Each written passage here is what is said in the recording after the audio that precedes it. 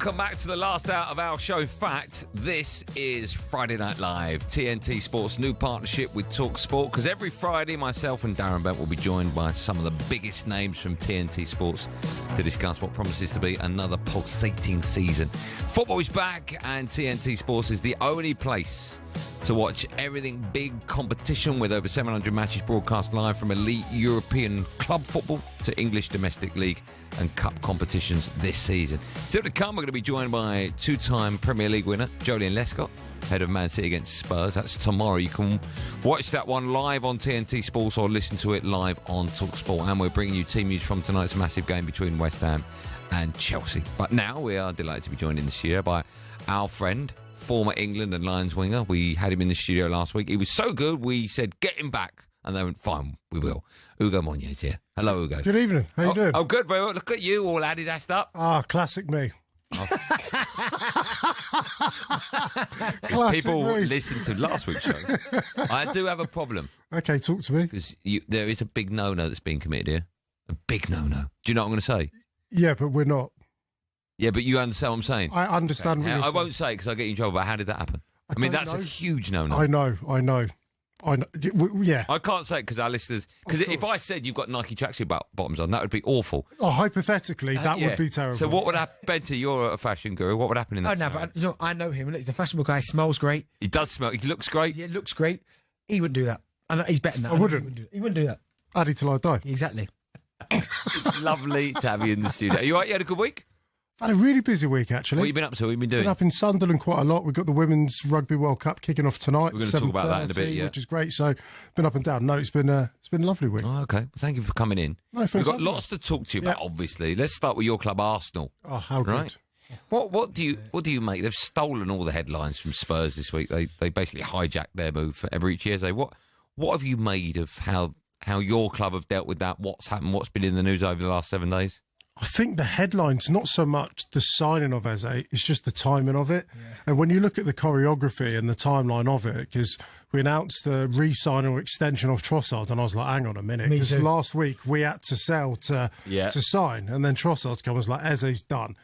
Terms have been agreed with Tottenham, and then literally within 12 hours, Eze's blown up on my phone. I just thought this is the best banter signing to do a job on Tottenham. It wasn't just you're signing a really, really good player. It's the fact, and it's not just the fact that he was going to sign for someone else. It's the fact that it was going to be for Spurs. Just reminded me of Sol Campbell. Do you know what I mean? Going... Well, I think this is not necessarily worse than the Sol Campbell.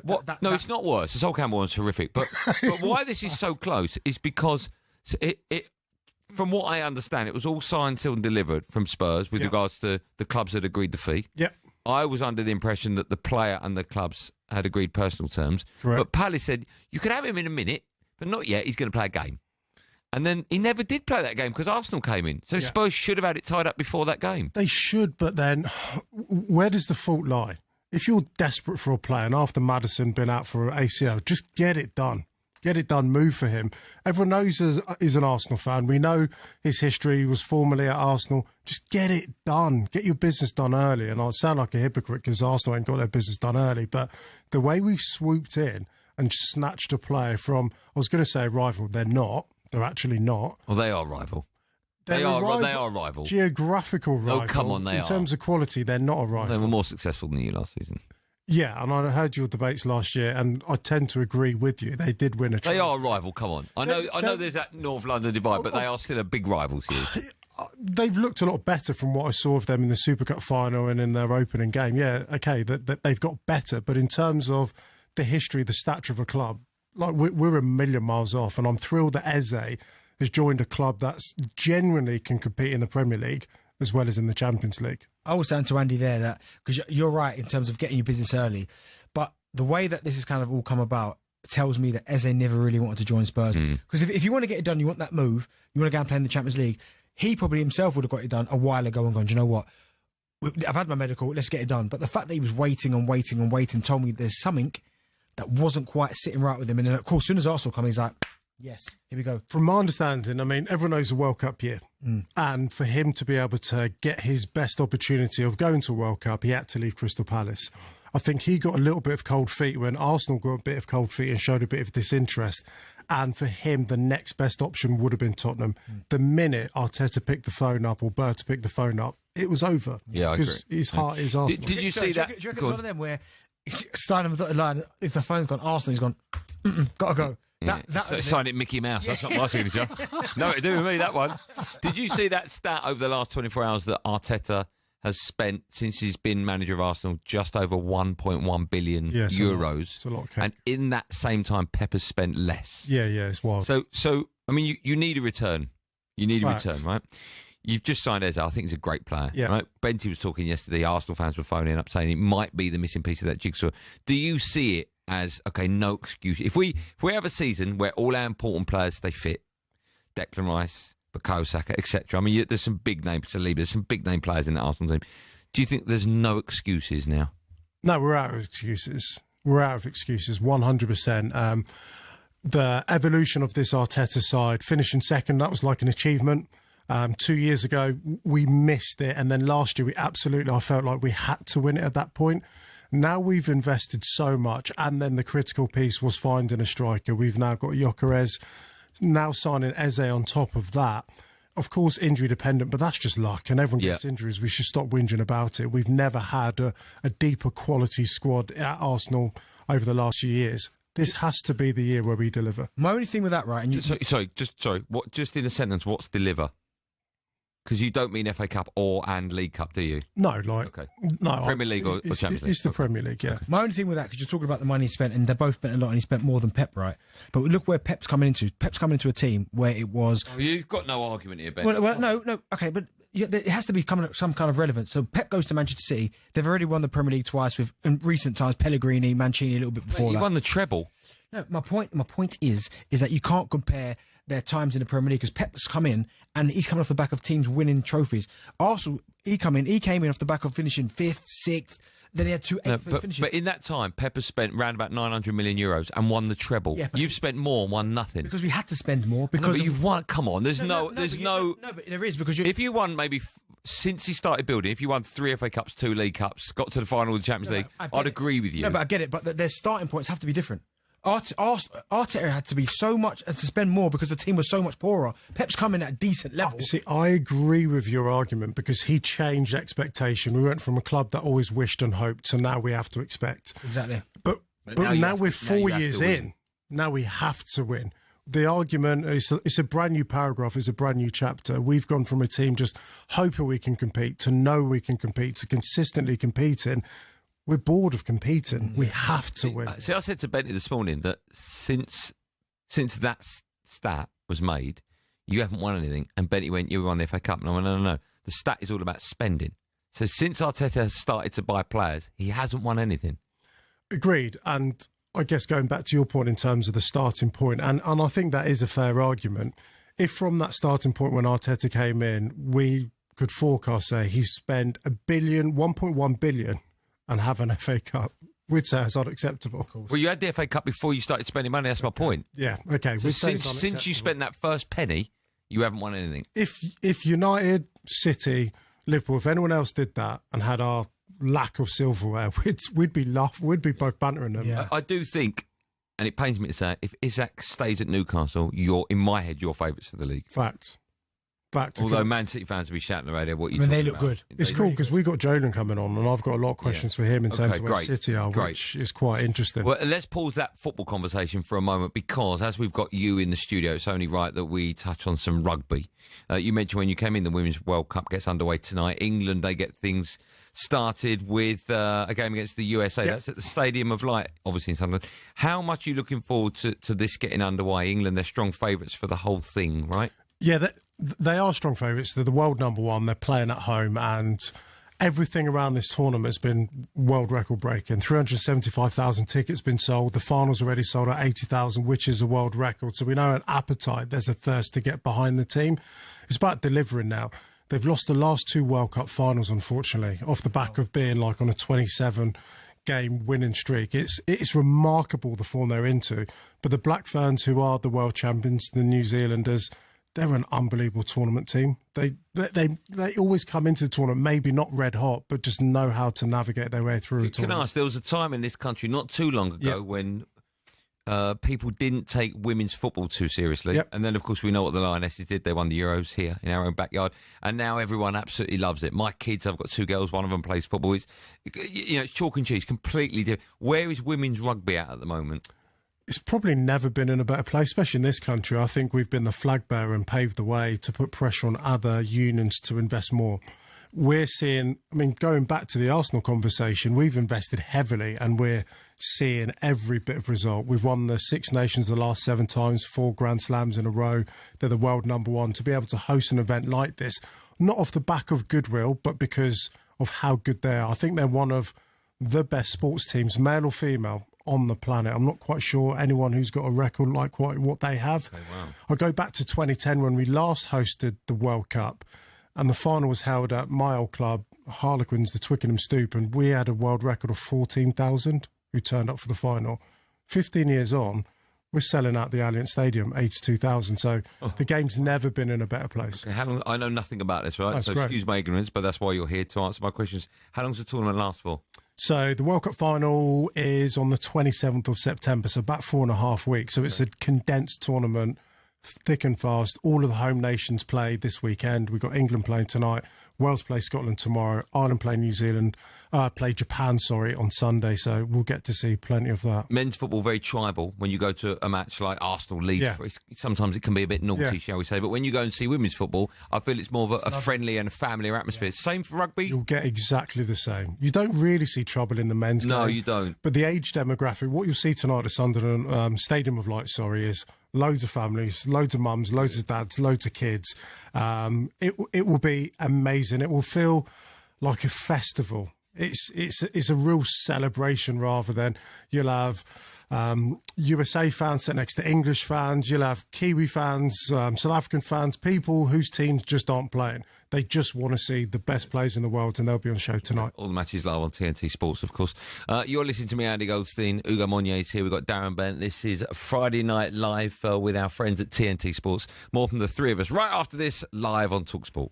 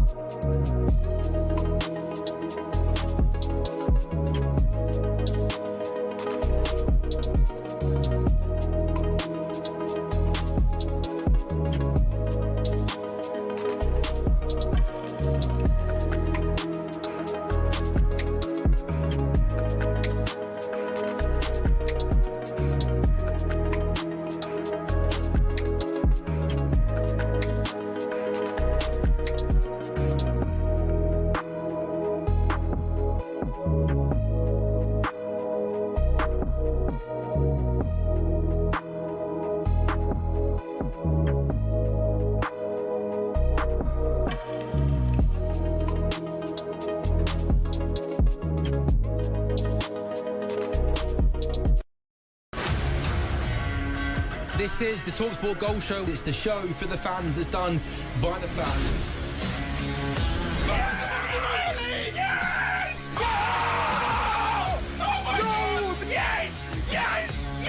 He is an unlocker of defences. If you've got a problem or something to say, you don't have a right to say anything about coaching. I do. This nonsense kills the game.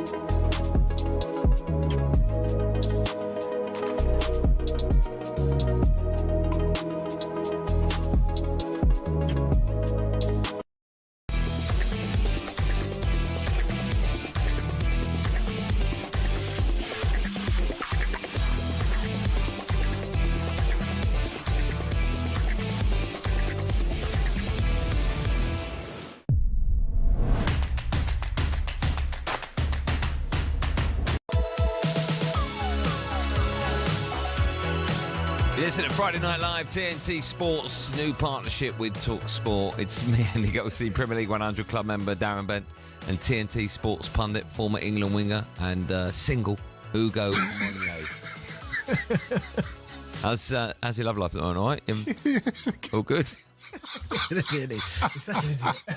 You just said to me in the break you can mention it. This is what I'm dealing with.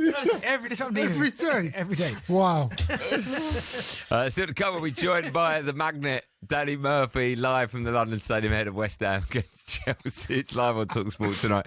Just quickly, Nuno Espirito Santo, this is nuts, by the way, if you just turned on your radio, faces uncertain future as Forest gaffer after a breakdown in his relationship with the owner. We played a bit of audio. Have you heard that, by the way? Do you hear? That's clean off. Yeah, as soon as a manager comes out and says we're not as tight as we used to be, you got Beginning of the problems. end. Yeah, that's exactly what I said, yeah.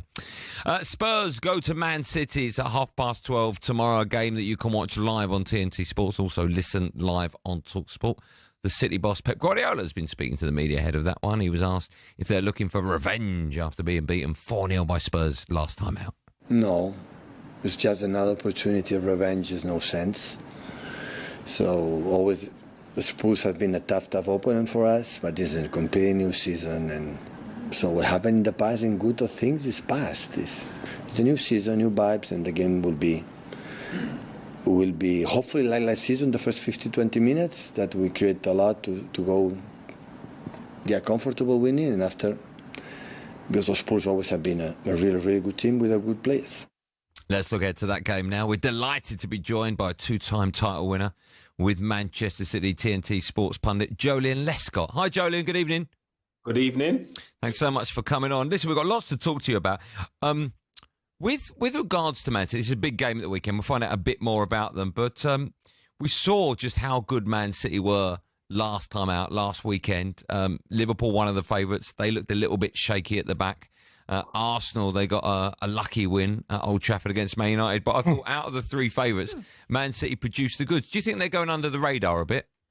I wouldn't say that. Like the fact that it's only 1 week, I think we can all get carried away with your team, whether it's a good or bad result. But yeah, you would still say Liverpool are favourites. Jody, you'd have to say, obviously, I know you spend a lot of time around Manchester City. You would have seen them a lot in pre-season. Out of the new signings, who's the one that's impressed you the most? Yeah, Tijani Reijers, definitely. Having seen him in the Club World Cup. Just seen him operate in different positions in midfield, whether it was the deepest one or the more advanced. He kind of gave me the Ilkay Gundogan vibe of a few seasons ago, when he finished top goal scorer. He just has the capability and the intelligence to just play in any of the roles. He's mad. He's absolutely mad. Jonas, Hugo here. Good to see you. Just on the point that Andy was just mentioning there's always so much noise around Man City, especially last year with the legal situation that they were in, Pep, what's happening with his future. But it seems like all the headlines have been robbed by Arsenal this year, the business that they're doing, Chelsea, of course, Club World Cup champions. Do you feel as if with the lack of noise around City, that is actually going to help them flourish and produce what they've done over the last few years? You hope so. Well, from a City perspective, yeah, definitely you would. That would allude to that. But listen, they have to get the job done. They'll be fully focused on winning games. As Pep said, he's not getting carried away with previous results against Spurs in previous seasons. So it's just 2 games in. It's very early days, isn't it?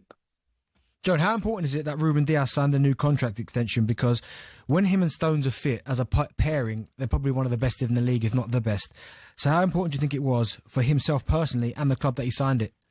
Yeah, definitely huge signing, because he's not just a top player, he's a leader among men. And as you said, that group is developing and changing and transitioning into a new group of players. So you need someone that's familiar with the surroundings, the expectations and the responsibility. And he looks like he wants that responsibility. And you know, Benty, like when you've got players of that in the dressing room that don't shy away from it, especially when it gets tough, they may not necessarily need him just as much now in terms of just keeping the standards high. But then when it gets tough and the business end of the season, they're the characters that you need to lean on. Absolutely. And when we talk about the spine of the team, because I remember your spine at Manchester City, strong, hard to play against.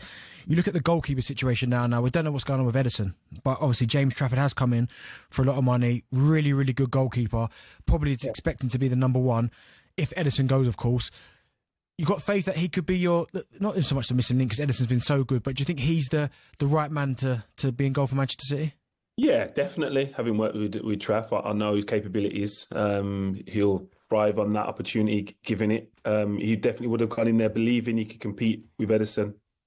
Like you said, it isn't to take them forward. It's probably just to carry the mantle. Edison's been outstanding for what he's needed to do, and Traff has all the attributes to continue that.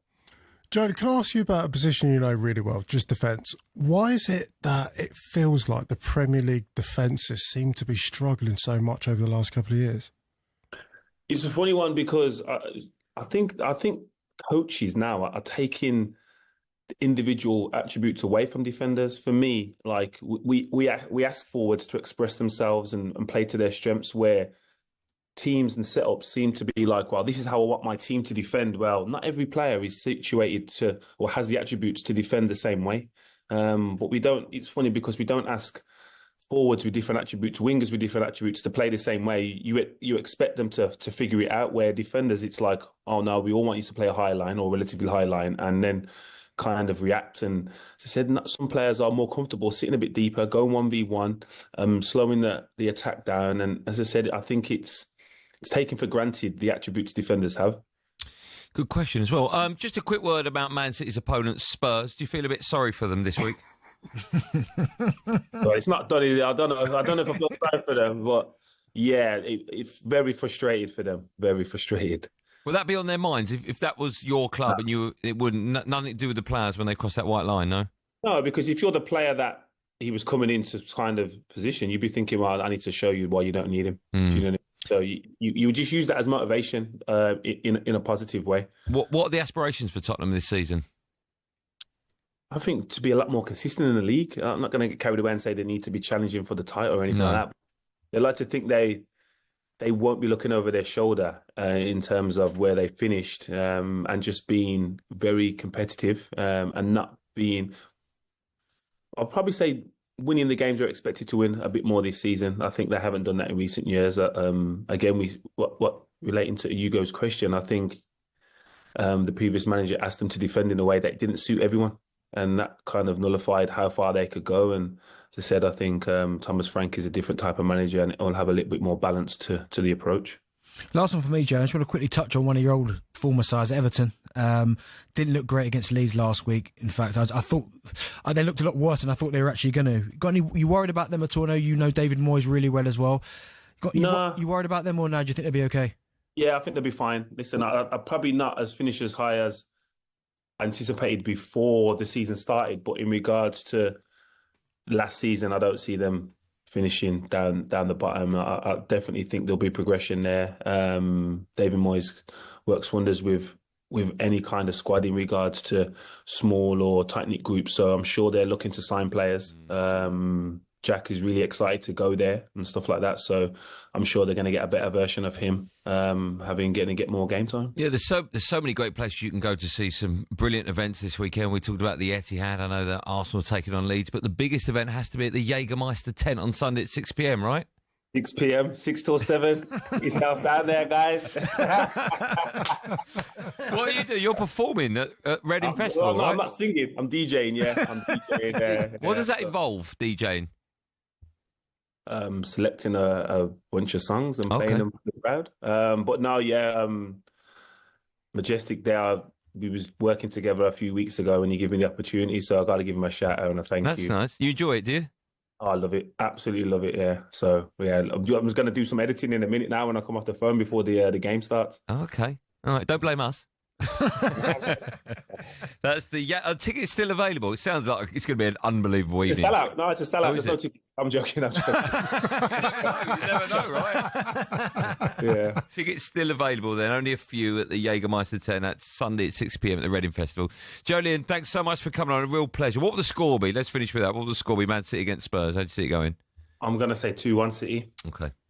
That one, of course, live on TNT Sports. Joleon, thanks so much. Have a great weekend. Nice one. Yeah. Good luck in that Jägermeister tent. You ever thought about, either of you thought about doing that sort of thing? Absolutely not. You don't fancy it? I tried DJing, couldn't beat match. Is it not what? I couldn't beat match. What? I don't even know what that means. So you know that you select 2 tracks, and you obviously so it sounds good. You got to mix the 2. Yeah. I can never get the beats to match it. I thought it's all like technology. Preloaded. Yeah, just press a button, right? Nah, mate, my DJ 173. He used to do it with records, man.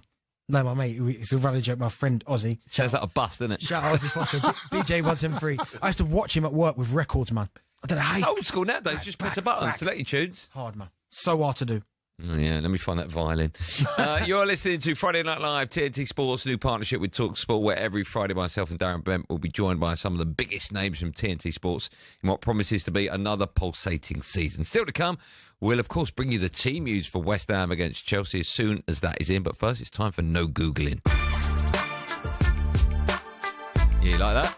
Yeah, different, isn't it? Didn't expect that. Try and beat match this one. Ahead of Man City against Spurs, it's live on TNT Sports and talkSPORT tomorrow. We want to know who was the last player to move directly from City to Spurs. I know it straight away. The answer to that and more coming up the last 30 minutes of our show. Stay where you are. We'll see you right after this.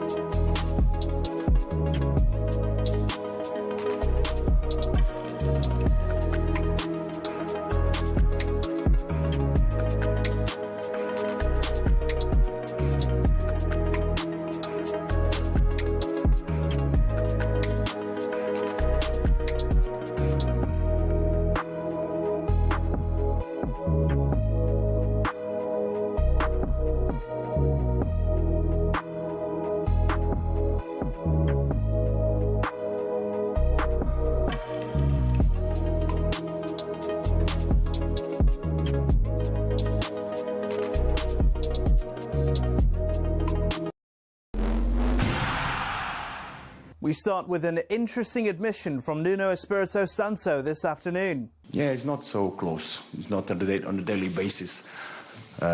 So, yeah. Is that a good thing, though? Or? No, it's not good. It's not good. I think everybody at the club should be together. This on the same day that reports in Italy suggest owner Evangelos Marinakis is considering parting company with the Forest boss. Those rumours have been rubbished to talkSPORT, though. Meanwhile, talkSPORT has exclusively spoken to Morgan Gibbs-White this afternoon. You'll be able to watch that in full on the talkSPORT YouTube channel. Now, Premier League action returns to talkSPORT this evening as West Ham host Chelsea. Both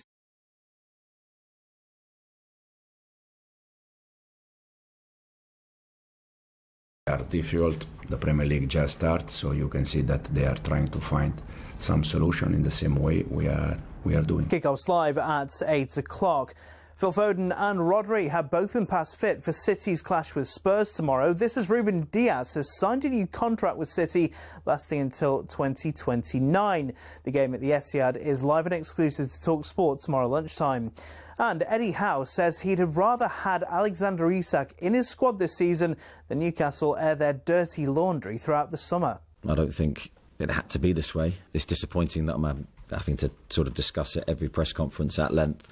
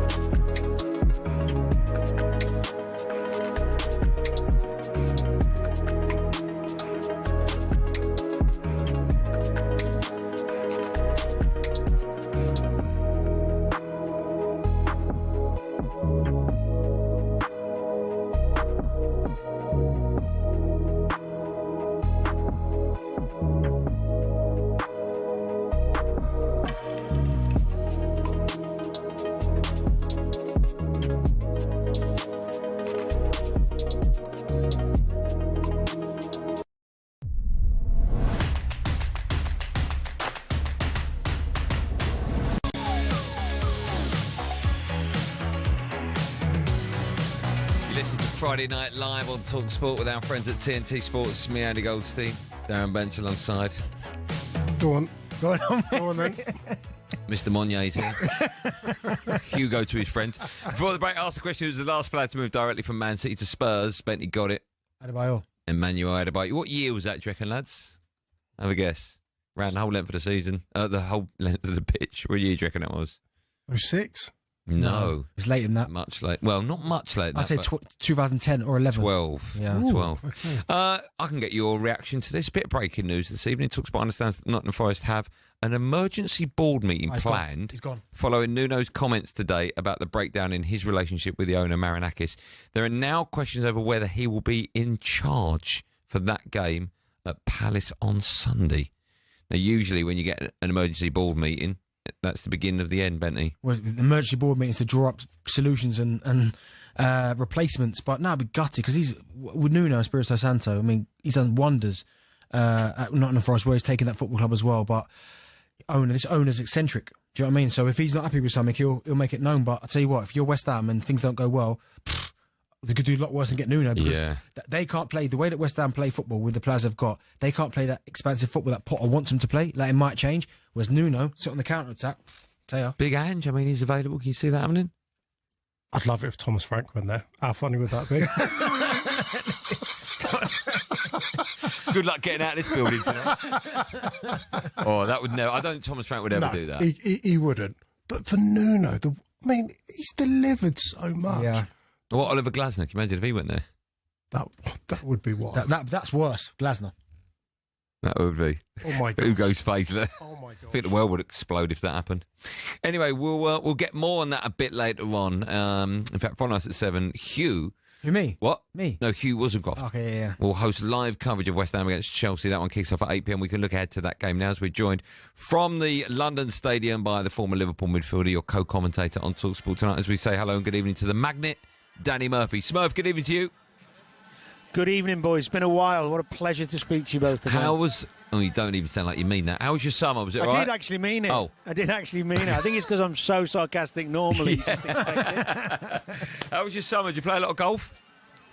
I did, mate. Yeah, I'm playing pretty well at the moment. Okay. And I'd like it to continue, but I think it will do what it always does and deteriorate as the weather does. What are you playing off? 7. That's good. What about you? Where you at? You still playing? Bandit. He's a bandit, isn't he? Shut your face, no one asked. I'm still playing, mate? Yeah, or you're too busy with podcasts and pool tournaments and looking at yourself in the mirror? I'll have you know, I've always been too busy with me looking in the mirror. I'm playing off 20.7 at the moment, Dan. Well, my 15-year-old's got a better handicap than you.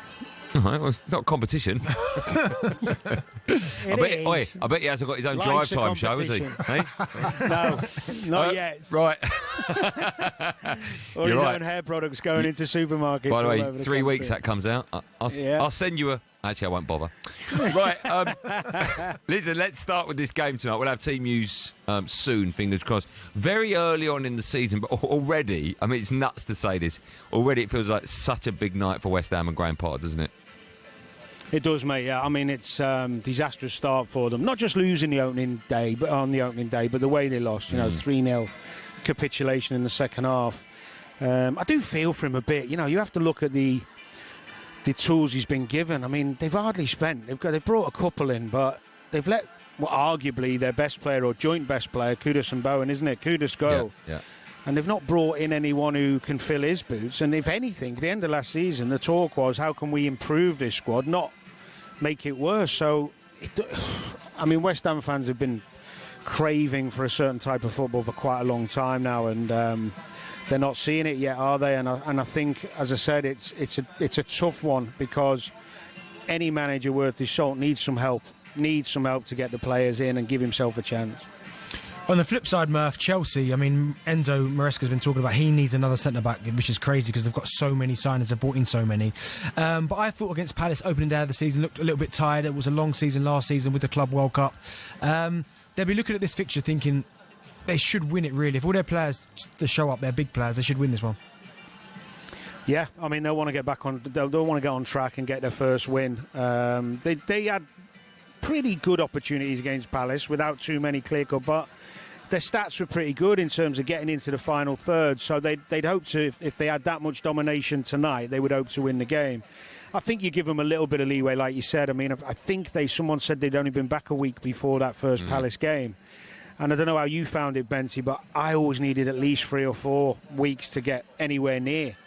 I know they had a longer season, but when you go away for a couple of weeks and you have some time off and then you're a week into training and play a game, it's hard to be at your best. Dan, it's Hugo here. Just back onto West Ham. Hugo, say it properly. Sorry, Hugo. It's Hugo here. So apologies. I get my name wrong all the time. And it does feel wild talking about it and managerial uncertainty. And I heard Karen Brady on talkSPORT last week, pledging her support behind Graham Potter. But with the breaking news of Nuno, do you think that invokes a slightly different interest and puts a greater importance on not just the result, but the type of performance we might see tonight?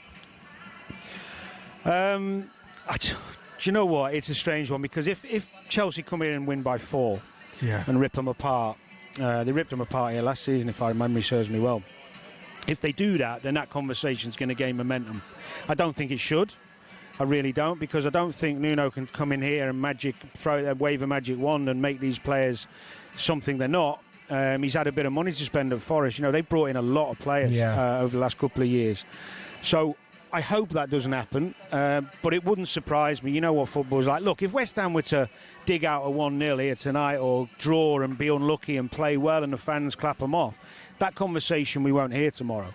That's where we're at with West Ham at the moment. It feels like we've been like that with West Ham for a while, doesn't it? Yeah. Smurf, listen, we're going to let you go for the time being. We'll be back, though, in about 3 or 4 minutes. We'll have team news ahead of that game that's live on talkSPORT tonight, West Ham against Chelsea. Thanks, Dan. Take care. Laters. You too. Right, while we're waiting to go back to the London Stadium for that team news, let's turn our attention away from football ever so briefly and touch on a bit of cycling, because starting tomorrow, TNT Sports will bring you exclusive coverage of the 2025 race. I can't pronounce it. I'm not even going to attempt to. Vuelta. What is it? Vuelta. Vuelta a España. Yeah, I should have stitched her up there. You should have done. Yeah, you'll learn. It's a 3-week cycling race which will take place in Italy, France, Andorra and Spain and makes up a third and final Grand Tour of the 2025 men's road cycling season. I obviously know nothing about it, but we're going to speak to someone that knows more than anyone on the planet. Let's find out more as we welcome the former British road race champion and TNT Sports pundit, the wonderful Adam Blythe joins us. Adam, good evening to you. Gentlemen, how are we doing? Thanks He's for also having me. stunning. He's a stunning human. Good-looking lad, is he? Gorgeous. Like, Mate, really fit. This camera's not doing anything for me tonight, mate. I've been building a shed today, so I'm not looking my best, sadly. I know the feeling. It feels like I've been building a shed every single day. What a great excuse that is. Sorry, I'm a bit like I was building a shed. No one's going to question that one. Right, listen, let's talk about this race. I don't know anything about it, but that's why we got the experts on. That's you. I do know this is the newest 3-week race of the Grand Tour trio. But is there an argument that it's actually the most competitive and exciting of the year? Is that fair or not? Yeah, I mean, probably not fair. I think the Tour de France is probably the one to win, the hardest one to win.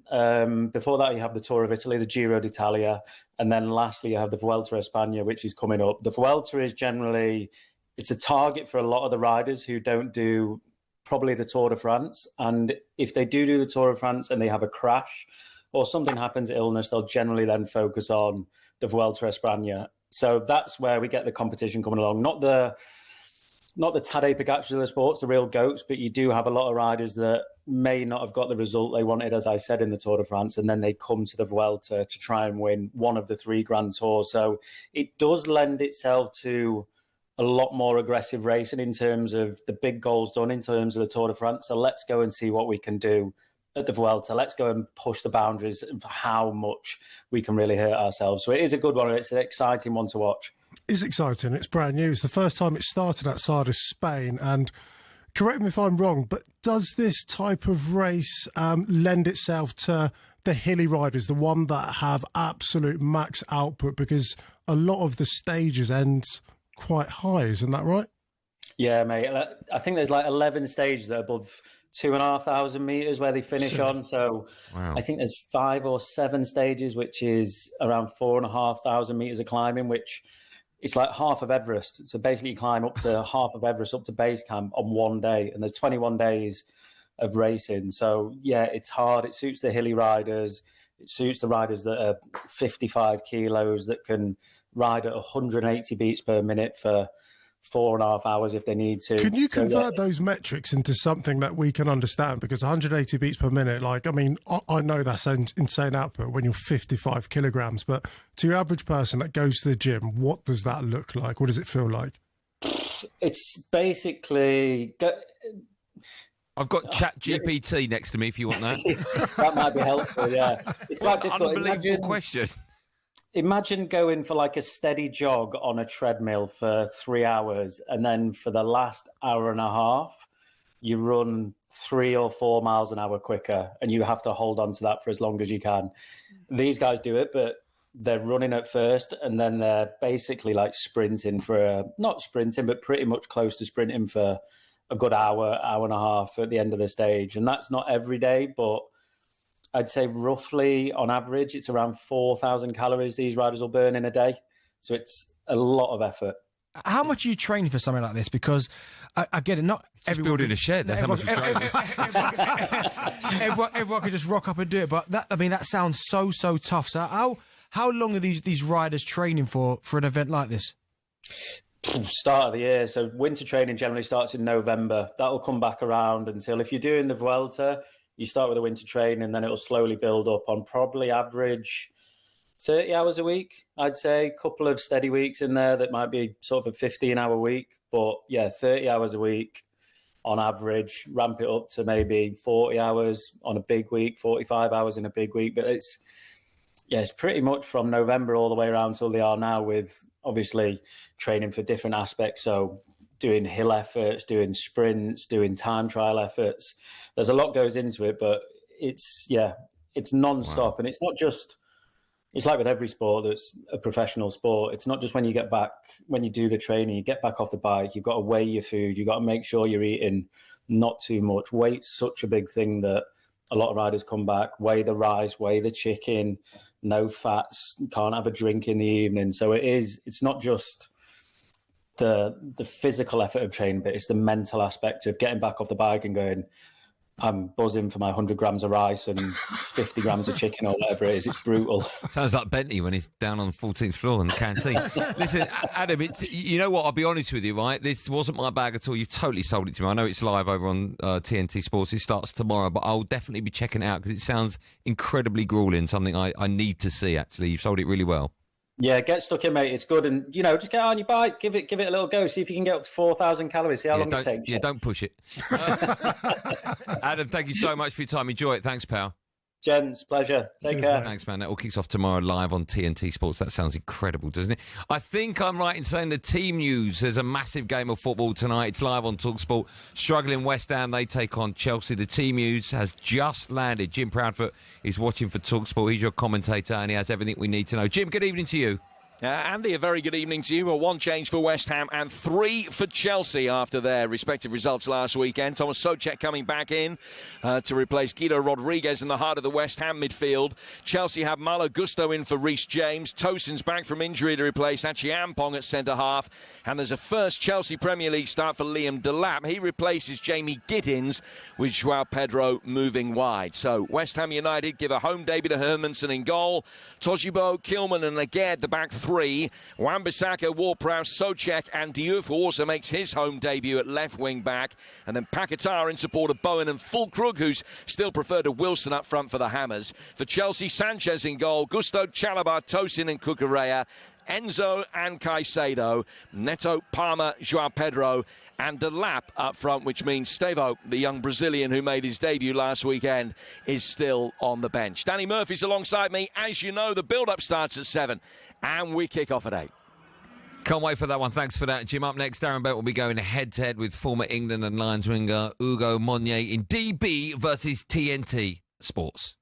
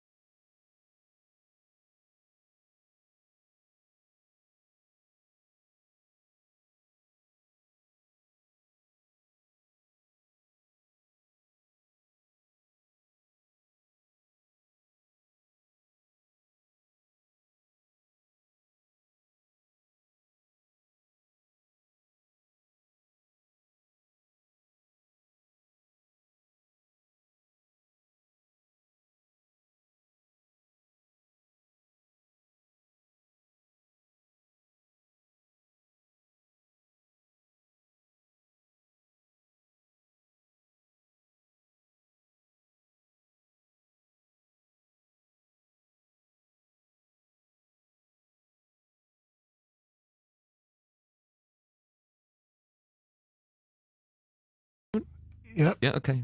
Ready to mingle? Swipe right, ladies. Or left, I'm not quite sure which way it is. Man City against Spurs. That one is live on TNT Sports 1 and talkSPORT. That's tomorrow, the lunchtime kickoff, 12:30. Let's go back to Ugo for this one. 2-1 City. You're going 2-1 City? Now, we talked about this. City. Did we say 3-1 or you said 3-1? 3-1 City. Okay. You're not happy with that, Ugo? No, it's good. Okay.